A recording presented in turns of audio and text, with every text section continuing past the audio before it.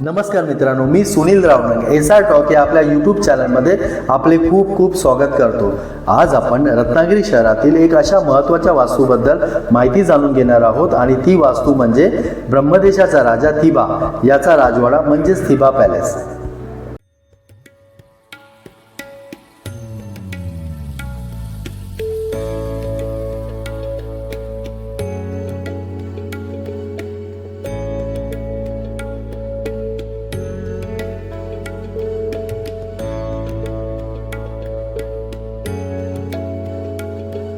थिबा राजाचा राजवाडा। ब्रिटिशांनी ब्रह्मदेश जिंकल्यावर मंडाळ येथील थिबा राजाला 1885 साली ब्रह्मदेशातून हद्दपार केले।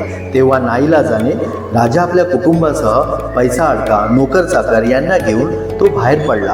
महाराष्ट्रात त्याला रत्नागिरीत नजरकैदेत ठेवण्याचा निर्णय घेण्यात आला। राजाला प्रथम बोटीने मद्रासला नेण्यात आले आणि त्यानंतर रत्नागिरीला आणण्यात आले। रत्नागिरीला तो प्रथम ॲट्रॉम्या बंगल्यात राहिला। थिबा राजाने बंगल्याच्या मागच्या बाजूला ब्रह्मदेशातून आणलेल्या बुद्ध मूर्तींची स्थापना केली। पुढे त्याने 27 एकरांच्या भूखंडावर ब्राह्मी पद्धतीचा 3 मजली भव्य राजवाडा उभारला। या राजवाड्याला त्या काळात 1.5 लाख रुपये खर्च आला। 1910 मध्ये थिबा राजाचे कुटुंब राजवाड्यात राहायला गेले।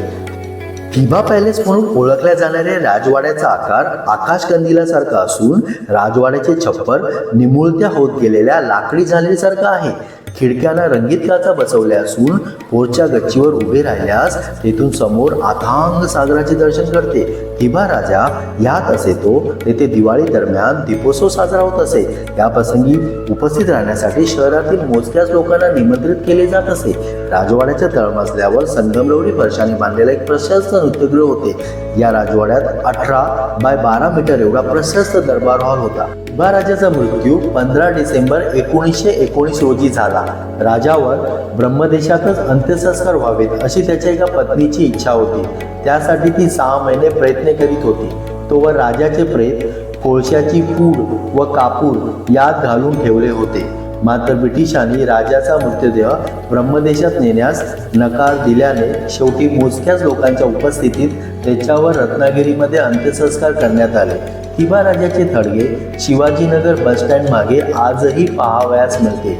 स्वातंत्र्यवीर सावरकरांना त्यांच्या रत्नागिरी मुक्कामादरम्यान काही काळ या राजवाड्यामध्ये नजरकैदेत ठेवण्यात आले होते। पुढे काही काळाने हा राजवाडा रत्नागिरीच्या कलेक्टरांचे निवासस्थान झाला। त्यानंतर तेथे शासकीय तंत्रनिकेतन काढण्यात आलं।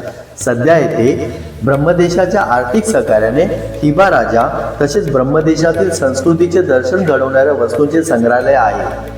20व्या शतकाच्या प्रारंभी ब्रह्मदेशाचा हा शेवटचा राजा थिबा याने रत्नागिरीतील बांधलेला हा राजवाडा आवर्जून पाहण्यासारखा आहे।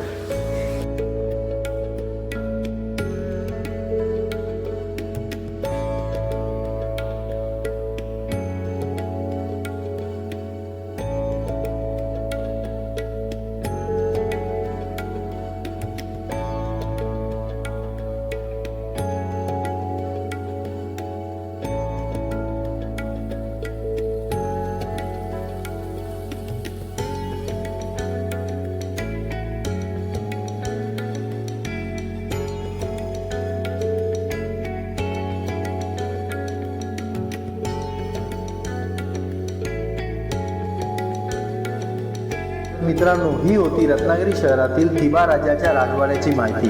तर मित्रांनो, हा व्हिडिओ जर तुम्हाला आवडला असेल तर व्हिडिओला लाईक करा, शेअर करा आणि चॅनलला सबस्क्राईब करा आणि असेच नवीन नवीन व्हिडिओ नोटिफिकेशनसाठी बेल आयकॉन प्रेस करा। धन्यवाद।